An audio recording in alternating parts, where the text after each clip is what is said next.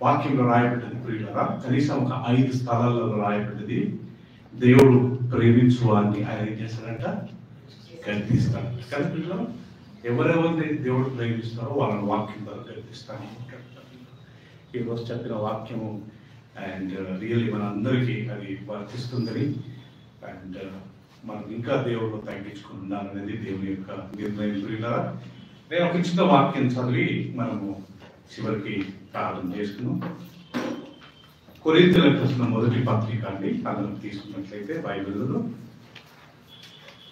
1 Corinthians chapter 50. చాలా important వాక్యం ప్రియులారా. ఇప్పుడు మనం విన్న వాక్యానికి ఈ న్యూ టెస్టిమెంట్ లో ఒక చిన్న ఎక్స్టెన్షన్ అనుకుందాము.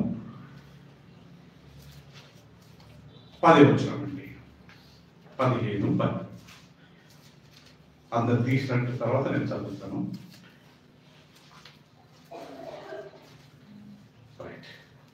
అయినను నేనేమై ఉన్నానో అది దేవుని కృప వలననే అయ్యున్నా, మరియు నాకు అనుగ్రహింపబడిన ఆయన కృప నిష్ఫలము కాలేదు. కానీ వారందరికంటే నేను ఎక్కువగా ప్రయాసపడి ప్రయాసపడినది నేను కాదు, ఎవరంట, నాకు తోడైన దేవుని కృప.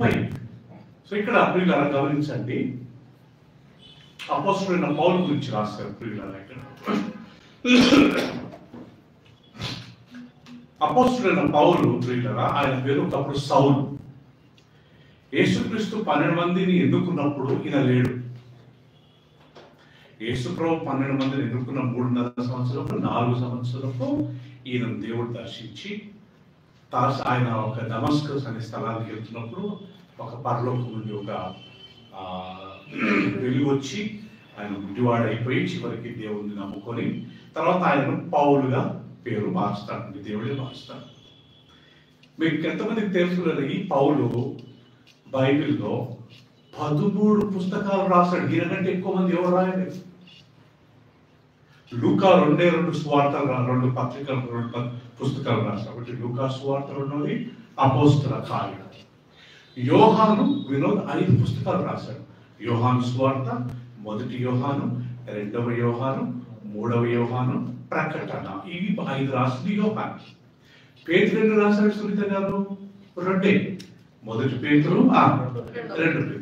కానీ న్యూ టెస్టిమెంట్ లో హైయెస్ట్ రాసింది పుస్తకాలు ఎవరంటే దేవగారు ఎన్ని రాశాడు వినండి. రోమా పత్రిక, 1 కొరింథీ, 2 కొరింథీ, గలాతీ, ఎఫెసీ, కొలోసి, ఫిలిప్పు, పోలేసి, 1 తెస్సలోనిక, 2 తెస్సలోనిక, 1 తిమోతి, 2 తిమోతి, తీతు, ఫిలోమోను. ఈ 13 పుస్తకాలు అని he has written 13 books. Paul యేసు ప్రభు 12 మంది శిష్యులను పిలిచిన 4 సంవత్సరాల తర్వాత ఈయన దేవుడు ఎన్నుకున్నాడు. కానీ ఈయన ద్వారా ఎన్ని రాపించాడు? 13 పుస్తకాలు. ఈయన ద్వారా కనీసం ఒక 25 సంఘాలు స్థాపించాడు దేవుడు. ఎఫెసీ సంఘం ఆయనే స్థాపించాడు, కొలోసి సంఘం ఆయనే స్థాపించాడు, గలాతీ సంఘం ఆయనే స్థాపించాడు, ఫిలదెల్ఫియా, కొరింథీ, అన్ని 25 సంఘాలు స్థాపించాడు. అలాంటి వ్యక్తి ఎంత సక్సెస్ఫుల్ ఉన్నాడంటే ఖచ్చితంగా ఇక్కడికి వచ్చి లోపల అంటాడు 10వ వచనము, నేనేమై ఉన్నానో దేవుని కృప వలనే అది ప్రియులారా. సో తగ్గింపుకు పరాకాష్ఠ స్థాయి కదా. సో ఎంత తగ్గించుకున్నాడంటే నేనేమై ఉన్నానో దేవుని. సో నేను మొదటి నుంచి నేర్చుకున్న సత్యం ఏంటంటే దేవుని కృప అండి, దేవుని దయ. ఎవరైనా మనం పోగొట్టినప్పుడు ఆయన కృప అండి, ఆయన దయ అండి.